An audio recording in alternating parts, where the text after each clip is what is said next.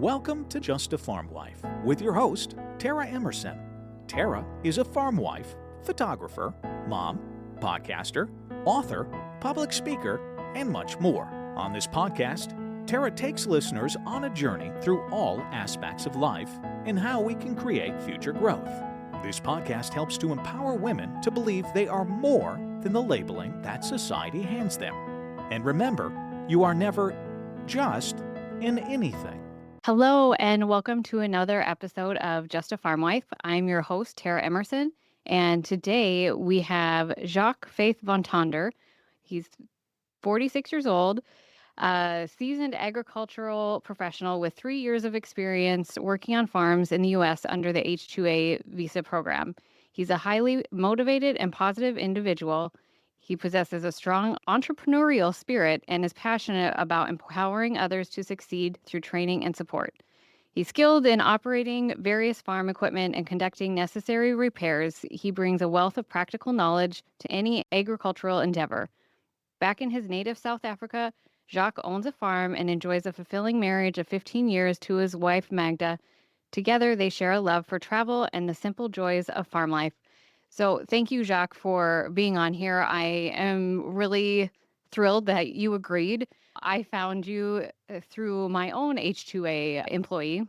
He sent me a message of one of your great TikTok interviews, and it really resonated with me and our farm. And it seems like a lot of people are really interested in how the H-2A visa process works and what you can look out for. And your focus is a lot on scams and that sort of thing, and just empowering the H-2A worker and empowering the farmer as well. That's right. So I'm how did just you get gonna started move on again. that? It's windy, so I'm just gonna sit there. Okay.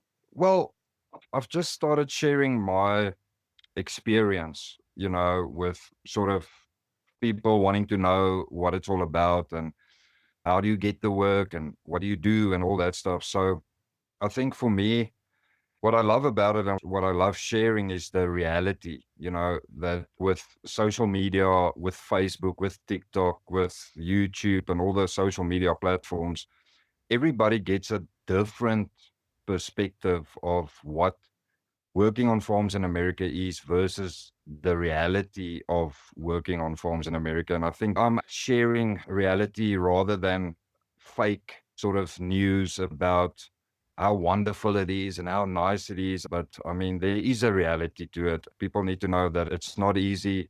It's difficult to Right. work.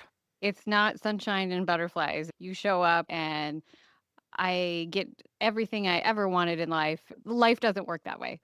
The same No, problems no, that you have in South Africa are going to be similar problems to what you have when you change farms, because a lot of times exactly. it's about you Yeah, and the yeah, baggage that you bring and the baggage that you create in your own life. yeah, But exactly. farming And is hard work. yeah, I mean, you're not going to go to America, work on a farm, and it's going to be this great adventure where you travel and, the people are going to roll out the red carpet for you when you land on the airport there, and they're just going to treat you so nice because you are from South Africa. It's hard. There's a harsh reality in terms of a big wake-up call when you land in America. You have to share a house with people and you have to clean up after yourself. I mean, there's not a wife or a mom or somebody that's going to do it for you anymore. And you have to look after the farmer's property. I mean, you have to look after whatever the farmer in America is giving you, like a vehicle or housing or whatever the case may be, is to keep it clean, keep it neat, make it livable for everybody with you. So yeah, there's so much reality in terms of just living with strangers, even though it's from your own country, in the same house or housing setup, and you got to make it work for 9 months or however long the contract Right. is. And yeah, Right. I mean, you're essentially going from being an independent, hardworking individual in your own country to basically back to dorm room college days, exactly. living with a bunch of people, and going from an independent life to that is a challenge for sure. And Yeah, then there's also the difference in cultures. exactly. And South Africa is I mean, also a very large country. So you guys not only deal with completely different culture, you're dealing with the rest of the people that come to live in the same house. And they probably grew up in different cultures themselves around yeah. South Africa, right?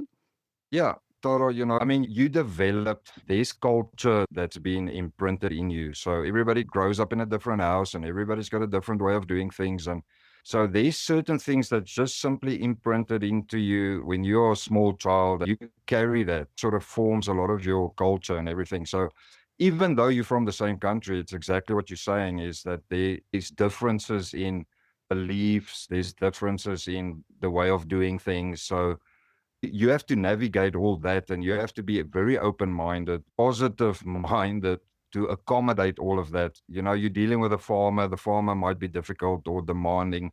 You're coming home and there's housemates that's difficult. So you sort of Right. have to create your own balance or your own place where you sort of feel comfortable, and you have to have your own boundaries and sort of say, hey, guys, listen, I mean, we got to clean the bathroom. We got to clean the Yes. toilet.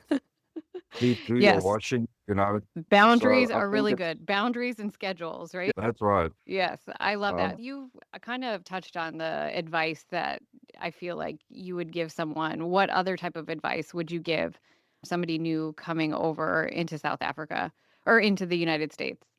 well, I always tell the guys, just be very open-minded about Mhm. what to expect. Don't expect anything. Just be a blank Right. slate and sort of what you get is what you get and be happy with it. And sort of just go and think about why you're doing it. I mean, the driving force is the dollar, obviously. Right. That's why we want to earn the dollar because it's so much more when you send it back home. It's 18 Rand for $1. So it's like 18 times more. So I think your driving force must be correct and you must be open minded enough to say, listen, I'm going to make this work. I'm going to stick it out. I'm going to have a good attitude. I'm not going to go to work with my problems. I'm going to sort it out at home. I'm going to come fresh every morning. Yes, sir. No, sir. Let's do it, sir. And have a good attitude towards your employer because Yeah. he's the guy or he's the person that's going to pay your salary. Right. He's going to be the guy that might be able to open up doors for you in the future. So be positive and have an awesome attitude towards your opportunity because thousands of people want to go and work in America. Not everybody gets that opportunity. And I always see it like this. If you have a bad day and, things are not going the way you thought, and there's always somebody else that will take your place immediately. There's, Right. there's somebody in South Africa that will take your place right now, and they'll probably do a better job because you have to have the right mind. Yes, I completely agree with you. And part of that too is on the employer themselves. Like, what type of Exactly. culture are you cultivating within your family farm, right? Are Yeah. you building community amongst all your employees? Are you helping them to all get along? Are you enjoying your work, and noticing how everybody's feeling? Because it is a lot for someone coming over to be away from their family for so long. Like, it's mentally draining, being away from Yeah. your family because those are the people who fulfill you, fill up your cup and bring you back to center. And to not be around Yeah. them can be incredibly challenging mentally. Yeah. It's difficult. I don't have children, so me and my wife, for some reason, we've tried That's okay. everything, but just being away from my wife for 9 months, these anniversaries that you miss, these birthdays Mhm. that you miss, these family events that you miss. So, yeah, you have to understand when you go and work in America, the first thing is it costs the farm, or I mean, you guys that employ South Africans or whatever the case may be, it costs you a lot of money. It's not something that you just decide overnight, hey, we're going to get South Africans over Right. and have them work for us. There's a big investment from the American farmer to get a South African to come and work. And I it's not think, only the investment in you coming over here, it's the investment that we put into training you and, yeah, all of the other things throughout the season. I can't speak for all the other farms, right? Like when uh, we hire someone, we hire with the intention of keeping them on for as long as they yeah, want. And we put the time and effort into training and building their knowledge base and building their self-worth and helping them take their life to the next level, not just here, do this job. yeah, So huge investment on the front end of getting South yeah, Africans here, but then there's also that huge investment once you are here. exactly, And you want the people to stay because you want to also grow the relationship, the better relationship that you have with your employer, the better experience you're going to have, right? exactly. And a lot of guys have a good experience in America, and a lot of guys have a bad experience in America. I don't know why. I mean, I've worked on difficult farms in terms of management and then in terms of, the owners of the farms being very difficult. And I understand these seasons and these times when crops have to be in the ground and things need to get done. You need to understand where the farmer is coming from and why he is the way he is or the way she is or whatever the case may be. With the H-2A program, I mean, there's a lot of room for improvement, obviously. And I think it's going to take both parties involved to sort of say, listen, the agents in South Africa or whoever prepares the people to come over to America is to train and teach and educate Right. us about American culture, about the American farming. Right. And there's so much realities. And then on the farmer side in America, sort of just to understand the culture a little bit and, you know, where we come from. I think we all immigrants, everybody started, we all came from Europe somewhere and we landed in Africa and we started farming Right. and it's hundreds of years or whatever the case may be, where there's culture that's being imported into us and you guys the Right. same. But at the end of the day, we come to America for 9 months to make good money in exchange for our labor. And I Right. think if you just see it like that, where having a really open mind and a good outlook and a positive outlook and a good attitude towards the farmer just opens up doors, I mean, Yeah. you can't beat good attitude. So even if the farmer is difficult, you can still smile, you can still greet them every morning. Just make a decision, be yourself, be the same, be Yes. consistent, and make it easier for the farmer. And at the end of the season, even though if they were difficult or not, or whatever the case may be, that farmer must turn around and say, wow, I want to get more South Africans. I want to get Right. that guy. And I want him to bring his friend or whatever. You Right. understand what I'm saying? Right. No, I Uh, know exactly what you're saying. I would yeah, completely agree with that. And the employer also has to have an open mind on his yeah, expectations. And, you're going to run into crappy employers no matter where you yeah, are. They can be yeah, a that, farmer, they can be an insurance agent, it can be anything. It doesn't matter. You're going to run yeah, into crappy ones here, there, and everywhere. A lot of times, your mindset controls how they respond to you. exactly. Right? And if you do your due diligence and you do a really good job of communicating, that's going to Yep, open things up in a different way for you. Even if they are a hard ass or kind of a jerk employer, if you yeah, come to them and consistently try to communicate, then yeah, they're going to have more respect for you no matter exactly. what. Yeah. So I've got a saying, you know, the guy can be who he is, difficult, easy, whatever the case may be. As long as he pay me, if he pays me on time, there's no problem with my payment. I'm gonna work for him. Why would I jump around to the next farm and look for that perfect farm that doesn't exist? Don't you Just find though that that happens a lot?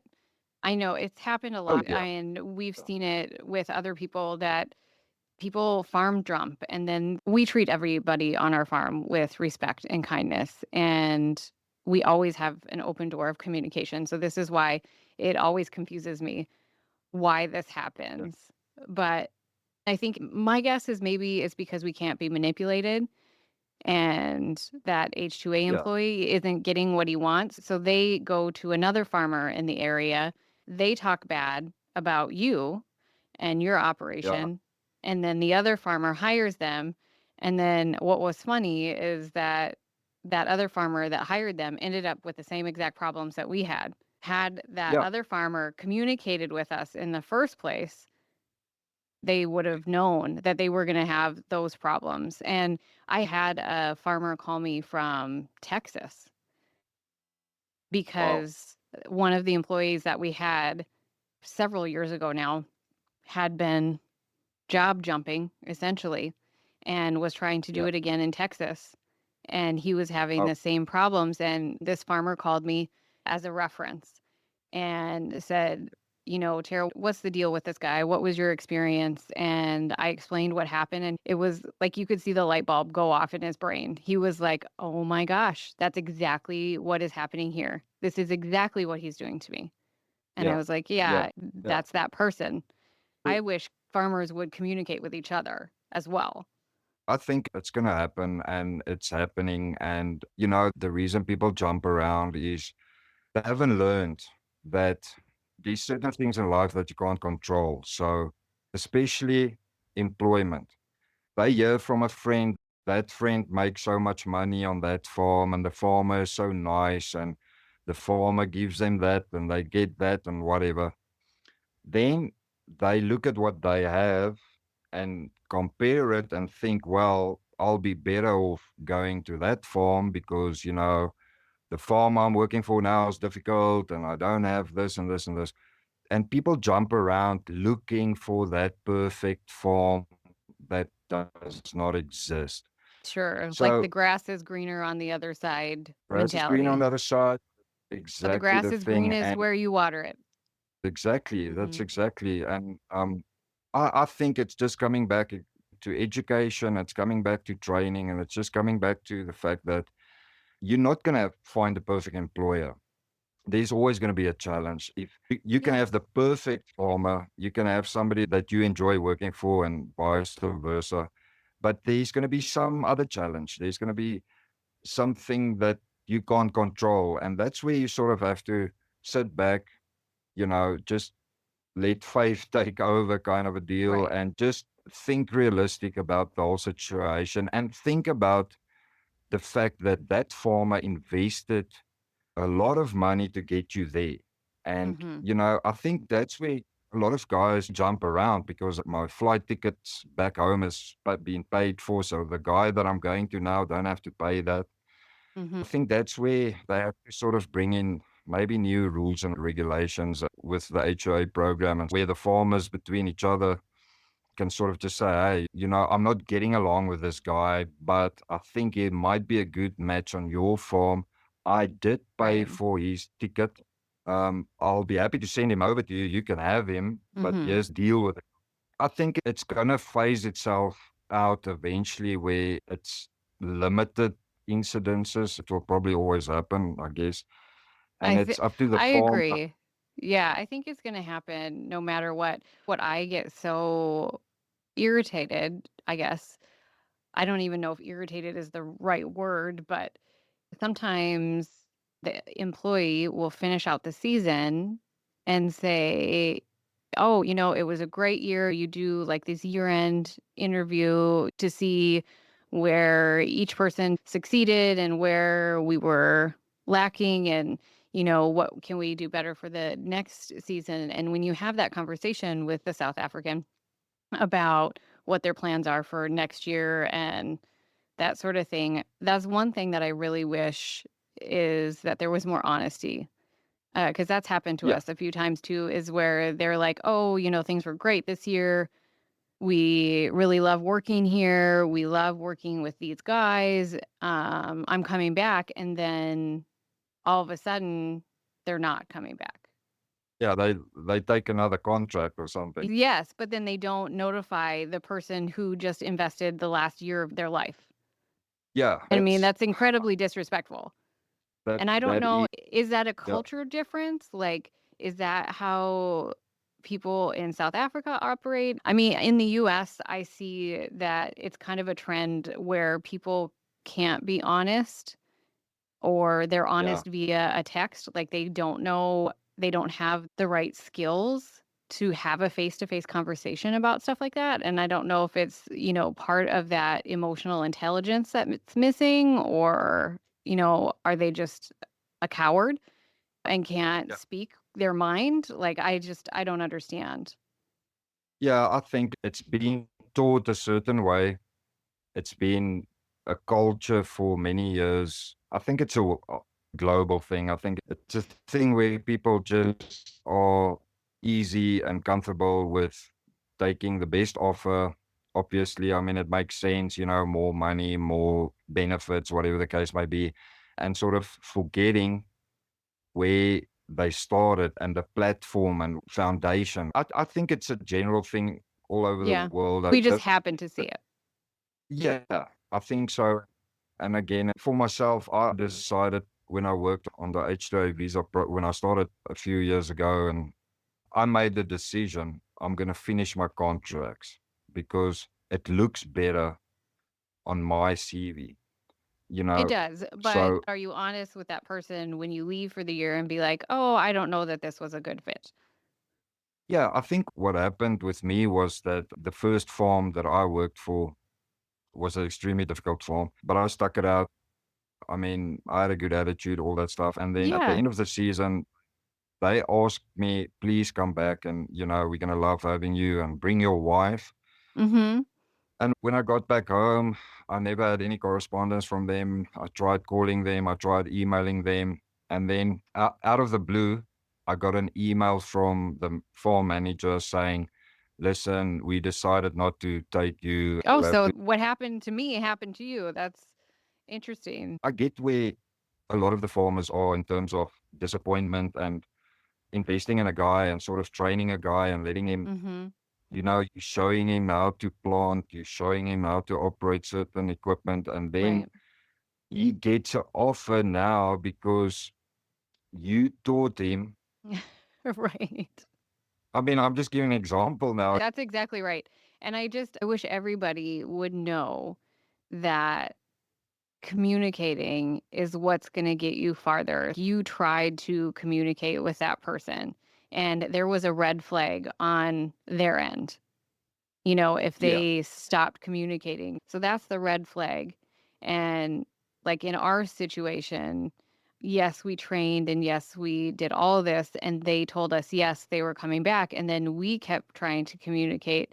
And that's the red flag is they quit communicating. But instead of, I'm going to say on both ends, so that employer that you had and the employee that we had, if they would have been strong enough in themselves to just sit back and have a conversation, they probably would have gotten everything that they wanted. So if this employee would have called us once he got back to South Africa and said, I got an offer here and they said that I can work with my dad, or they, promised me this amount of wage and this.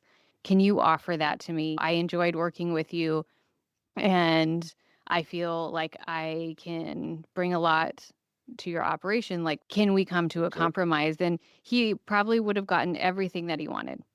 Everything. Like if he just would have had that simple conversation. And now instead, like he blocked his own blessing, essentially, Yeah, by not communicating. So now he's essentially starting at square one with somebody else. he burned the bridge. I mean, we all thought you don't burn bridges. You Right. got to cross that bridge someday again. So I think, Dora, it's a culture thing, but I think it's a human being thing. Yeah, I can Uh, see that. we have a whole generation growing up now. I mean, we still a generation. We grew up without social media. We grew up without cellular phones in our hands. We grew up with the influence of your father and mother. But now generations, they being influenced through social media. They learn, and don't get me wrong, I mean, I use social media to influence as well, but I'm just saying that we have to take in consideration that there's going to be generational gaps.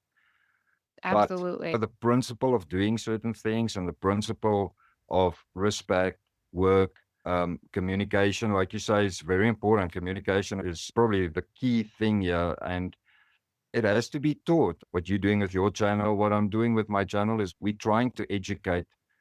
And I'm excited because I've got so many young people reaching out to me, people still in school, people who just finished school, reaching out to me, wanting to work in America. And what I love about it is that I can tell them, hey, that's awesome. Go and watch this video. Go and watch this short or whatever the case might be. Yeah, And it teaches them the right way. It teaches them to look at it differently, and right. that's exciting. That So I is think we're really winning. exciting. And I love Yeah, that the whole point of this life is to keep growing exactly. and to Yeah, keep learning. And we're always going to be facing challenges in every yeah, aspect of our life. And those challenges are not there because we're bad and because someone else is bad and because whatever made up lie we want to tell ourselves. Those challenges are there to help improve you. Those challenges are there for you to see your weaknesses and to keep growing through them because you are amazing and your life deserves to reflect that. exactly. I think when you understand that the same principle that works for a successful person or somebody that's doing well in life, it works for every human being. It's applying and keeping on applying the same principle, building your character that will end up in good results. Even if the results are bad, exactly what you're saying, it builds character where you come to a point where nothing phases you. Because I think that's the problem with a lot of people is that people get offended. Like I deal with so many guys phoning me that, they get offended because the farmer said this or another South African that they live with or work with said that. And Mhm. offense is given, not taken. Right. I mean, You have to offense be a is taken. strong person to not take Exactly. offense to anything. If you take That, offense to everything, that's really assigned to you to say, "Oh, why do I take offense to this? What is it exactly. about me that is attracting Yeah, this?" Or, whatever. exactly. So I think like what we're doing and, doing these podcasts and having these interviews with each other. And I mean, you being an H-2A farmer, I'm being an H-2A employer, sharing information. This helps people Yeah. understand what is the core behind the problem, what is the solution, and how can we all make it better.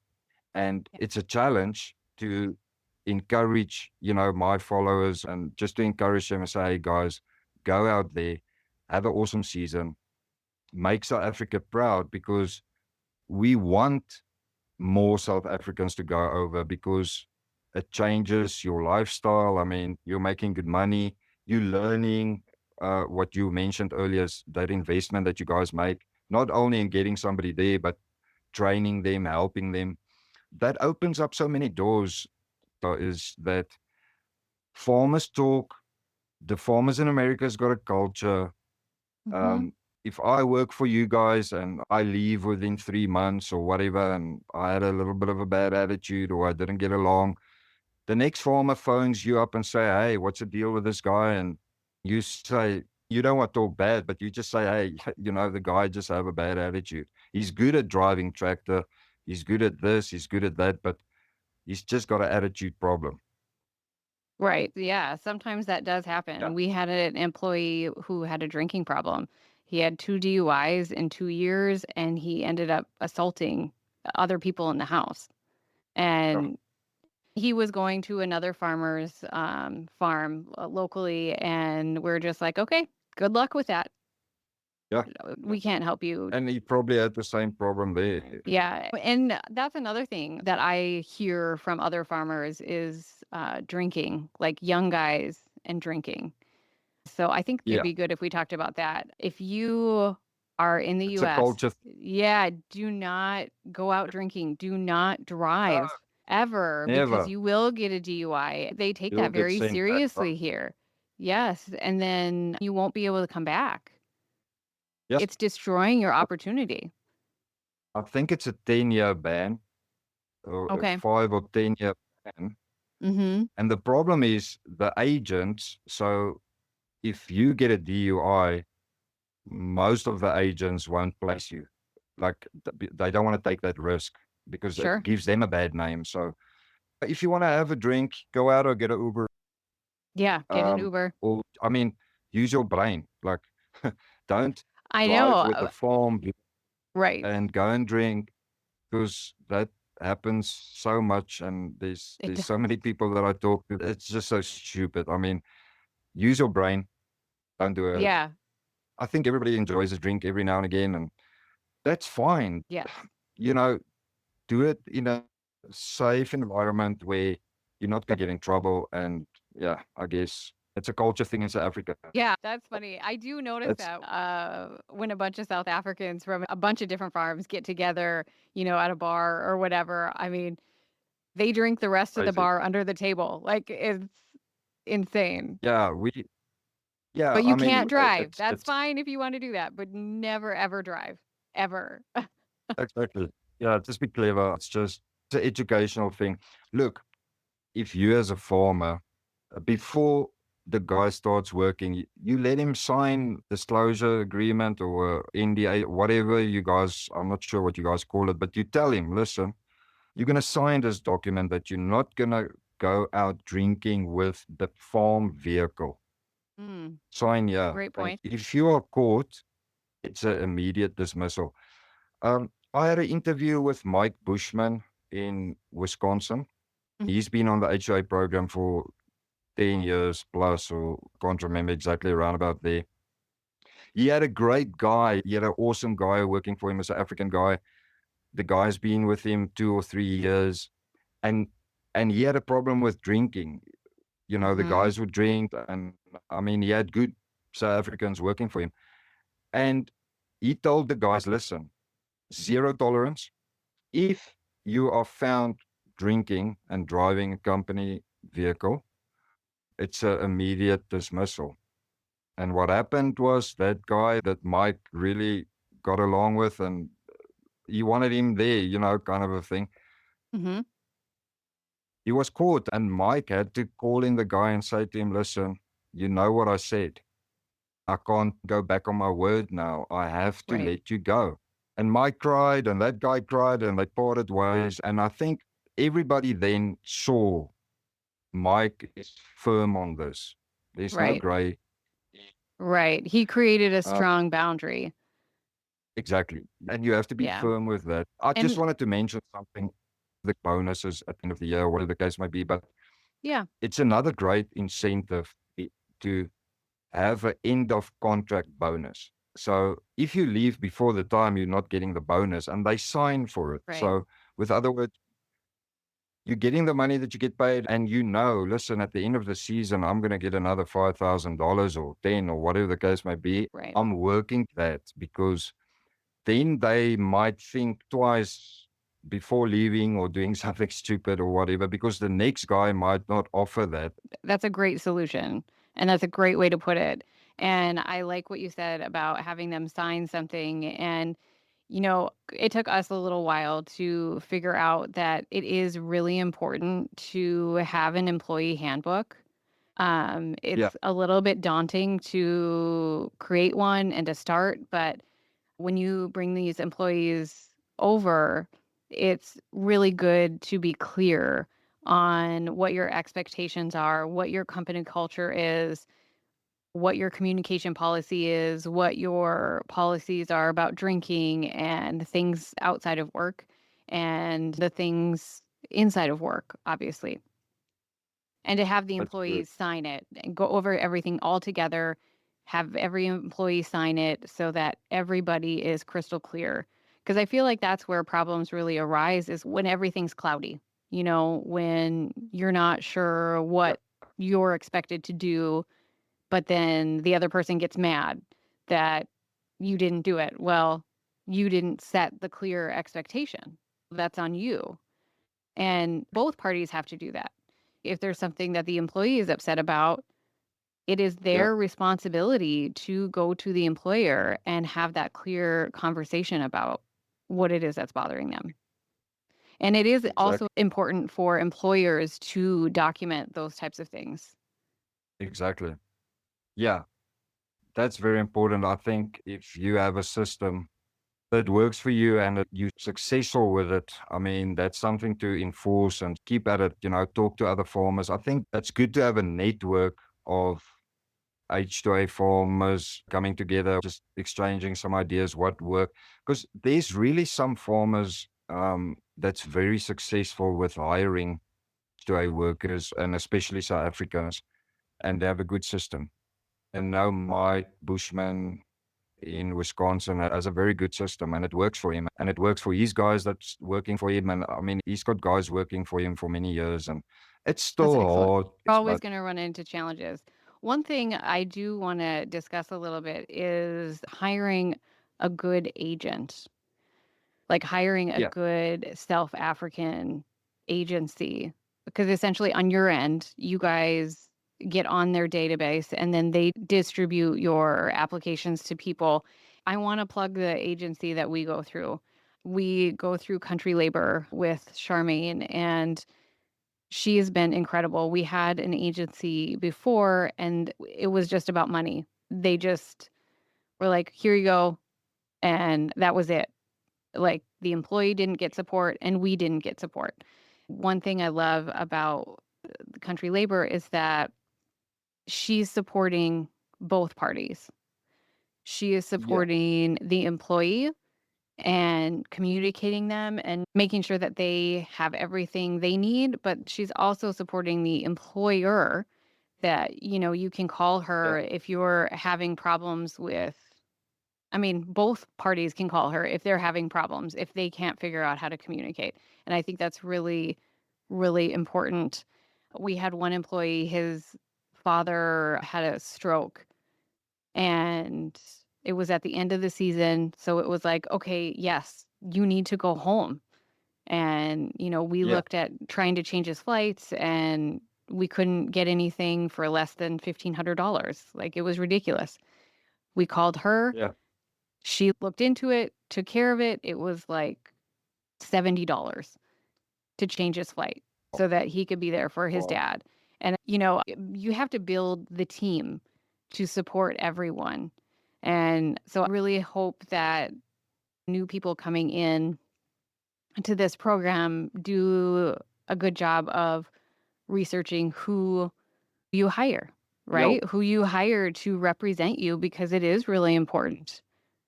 yeah. It's really important, as you say, Country Labor. I've heard of them. And yeah, I think that's your key. The agent is the middleman. That's the doorway. That's sort of like the gatekeeper. So that's exactly what me and a few guys have done over the past few years. Me and a couple of friends, we sat down and we said, listen, how can we make this better? How can we make it better for the farmer, make it better for the employer? And we've created H2ABuddy.com. So that's a platform for both farmers, agents, and candidates. Like, if you want to work on a farm in America, you can go and register there. It's not an agency, it's a gateway for information. Sure, And like a safe because, place to communicate, essentially. yeah, yeah. So I'm actually going to HI Buddy tomorrow and we're going to start implementing a buddy system. So you can actually become a buddy. So if you've been working in the USA and you feel that you've got something to give or offer in terms of advice and support, you can hook up with a buddy. You can hook up with somebody that works in America on farms that can sort of just help and assist you if you're in America and you're having problems and whatever the case may be. So we're going to create a whole community where people can sort of communicate and get help from. Sure. It's kind of like a mentor program. Yeah, exactly. That's awesome. We just found that a lot of scammers now on Facebook, they're everywhere, obviously, and they're watching all these groups and they want to take your money. Yeah, of course. It's exactly just what they want to do. What happens now, if somebody does that on Facebook, there's so many comments, and the scammers see, hey, there's an opportunity, and they Yeah. contact those people and they sort of say, hey, I've got a position. Are you interested? And then they start with their scamming and all that stuff. So, yeah, I mean, we've got over 1,600 candidates already listed on their profiles, their videos, their CVs. So it's a place where you can go and look for candidates safely Mm-hmm. and secure.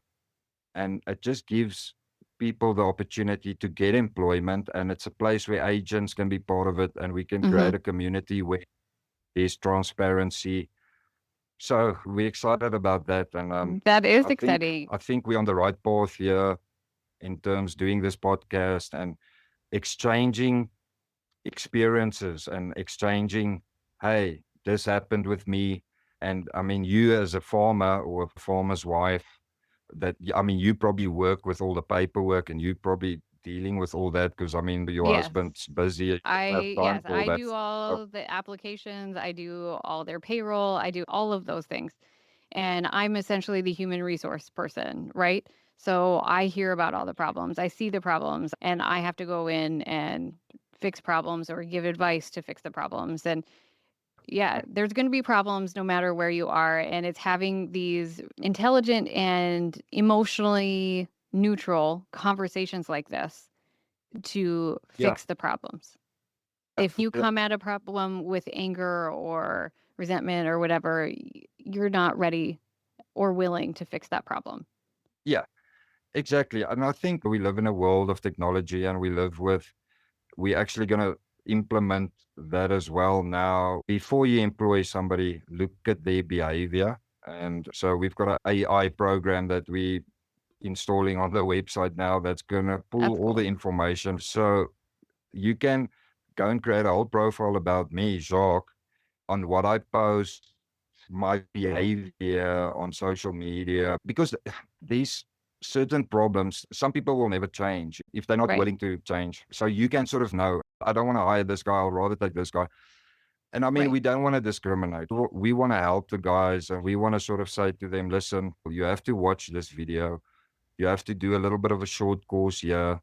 Yeah. You have to look at this and this and this, and we can sort of help you get employment and match you better because that's what you want at the end of the day is you want a better match. Right. You want somebody to work for you that, you know, you must say at the end of the day, wow, Jacques, I just love that guy. He's always smiling. He's always Right. flipping got energy. And I mean, I just can't do without him anymore. I mean, he makes me smile, you know, kind of a deal. Yeah. Yes, So, yeah. I love that. I think that's amazing what you're doing. Yeah. The world Yeah. needs it.